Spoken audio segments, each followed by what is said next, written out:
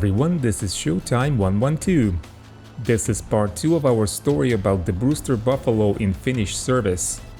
Though often seen as a failed fighter design, the Buffalo fought exceptionally well against the Soviets, initially shooting down many bombers during the first phase of the Continuation War between June 25 and 30, 1941. After this defensive stage, the Finns launched their own offensive, aiming to reclaim territory lost to the Soviets after the Winter War. Fighter Regiment 2, which included Lentolaivue, or Squadron 24, equipped with Brewsters, was tasked with protecting advancing land forces. Finnish preparations did not go unnoticed, as Soviet forces soon unleashed 4 fighter regiments from the 55th Mixed Aviation Division against them.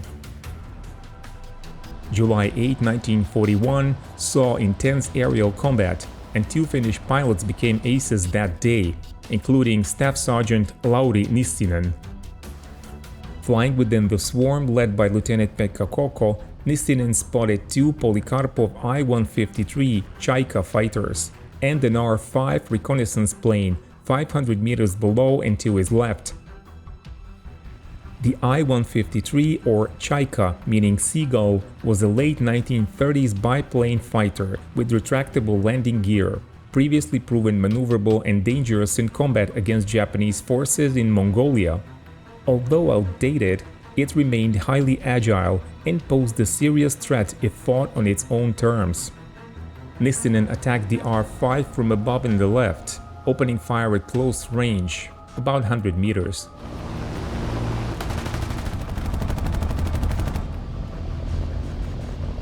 He saw tracers hitting the fuselage, and notably, the rear gunner did not return fire.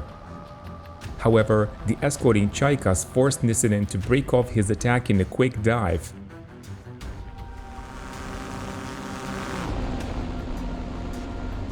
The Brewster and one of the I-153s engaged in several head-on passes.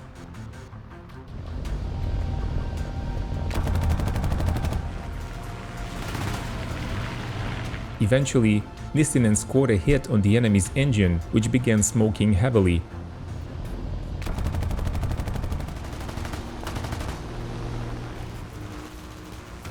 Yet, he couldn't follow the damaged fighter as the second Chaika locked onto his tail.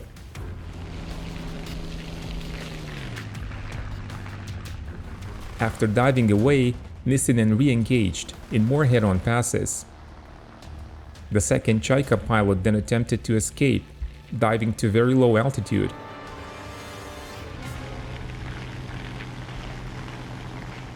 Nissinen pursued and closed in rapidly. With only his fuselage guns operational, he opened fire at very close range, sending the Soviet fighter crashing into the woods near Enso.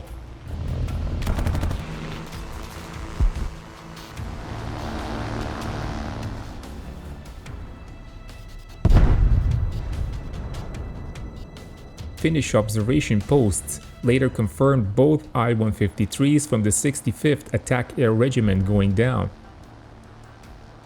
Nissinen was credited with 2 kills that day, adding to his tally from the Winter War, 4 solo and 2 shared victories.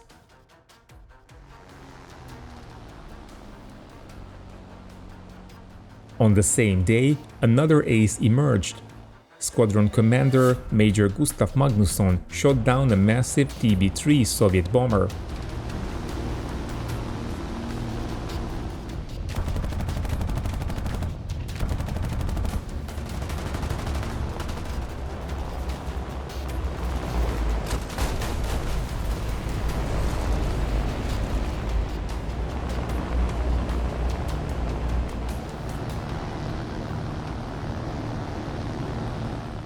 On July 9, Lentolaivue 24 again scored significant victories.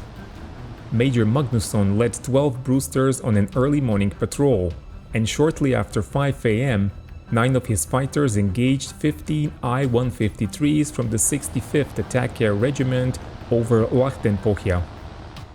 Future top Finnish ace, Warrant Officer Ilmari Juutilainen, recalled watching Lieutenant Kokko engage the enemy with his wingman before joining the fray himself.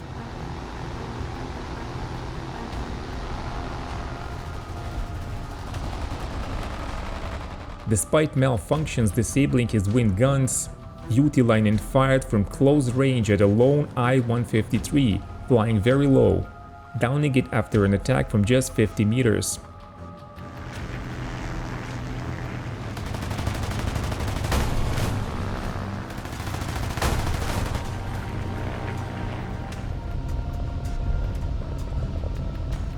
He then targeted two more I-153s, headed towards Sorola Island. Diving on the wingman with only fuselage guns operational, Juutilainen succeeded in shooting it down into Lake Ladoga.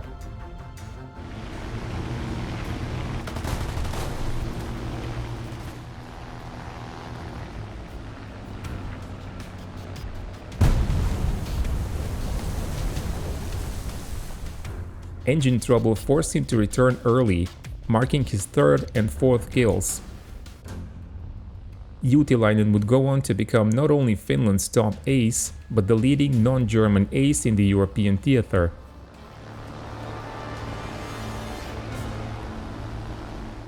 Lauri Nissinen also scored a double kill, and Finnish pilots claimed 8 victories during the engagement, all without losses.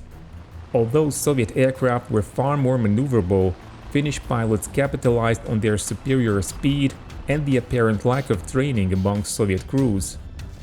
The Finnish ground offensive, launched July 10, advanced rapidly, and during this period, Soviet air units weren't very active. The only major clash came on July 13, when 6 Brewsters from second flight of Lentolaivue 24 encountered a mixed Soviet formation over Tolvajärvi.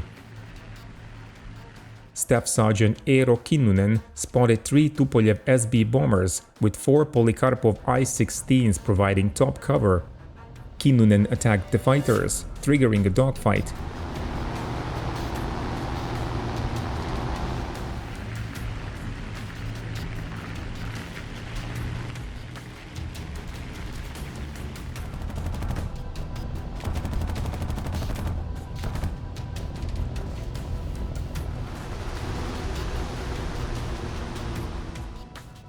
One I-16 retreated southeast, skimmed 100 meters above the ground, and Kinnunen pursued, firing bursts from directly behind.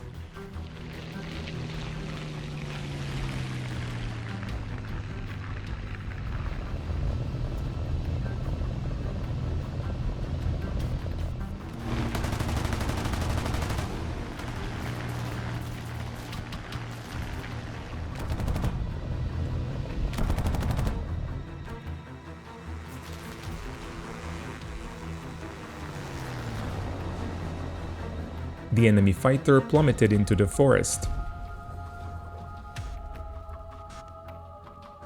Ilmari Juutilainen became an ace on July 21. 6 Brewsters scrambled to intercept Soviet fighters from the 65th Sturmovik Air Regiment, strafing Finnish troops near Kakisalmi.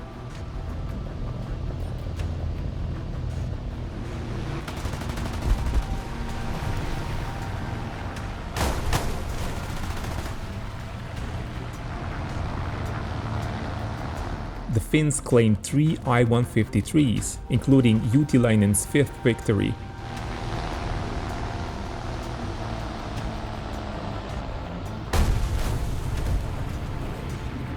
During the Finnish advance, Brewsters sometimes flew top cover for other fighter units conducting close support. On August 1st, 7 Brewsters tangled with 8 I-16s near Rautjärvi. Juutilainen struck the first I-16 as its pilot targeted another Brewster.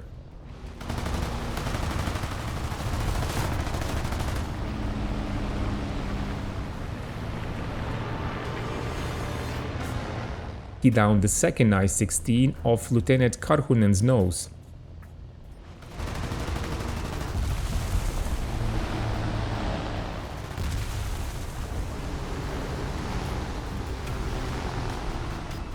The Finns claimed 6 I-16s destroyed in that engagement. The heaviest combat on the Karelian Isthmus occurred on August 12th. Captain Jorma Karhunen led 6 Brewsters from the 3rd flight on patrol, when they encountered around 20 aircraft from the 65th Sturmovik Air Regiment. The half-hour dogfight ended with Finns claiming 9 Chaikas downed without losses. Juutilainen's streak continued with 3 I-153 kills. After a radio warning, he spotted the Soviet formation below and attacked the Chaikas. Juutilainen opened fire on the rearmost aircraft in a surprise attack.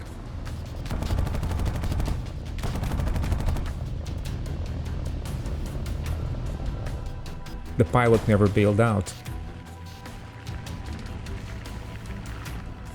His second victim showed no evasive action either before spiraling into a crash.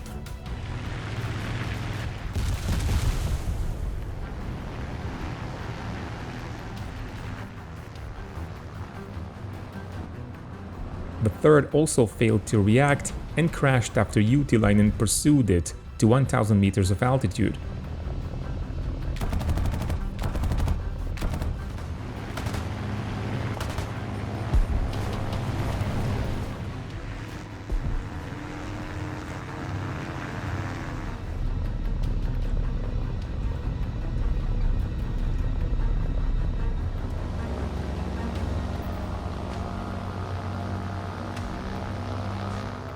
Other Finnish pilots soon joined the fight. Staff Sergeant Niels Katajainen claimed 2 victories, becoming the first all-Brewster ace. By August 21, 1941, the Karelian army had achieved its immediate goals and began regrouping. Lentolaivue 24 took advantage of the lull, pulling 3 of its 4 flights to Imola for rest. Throughout these battles, Finnish pilots faced opponents flying outdated aircraft and showing poor training and tactics that could not match the skill and experience of the Finns. Let us know in the comments your thoughts on this series and whether you want to hear more about the Finnish Brewster story. As always, keep watching Showtime 112.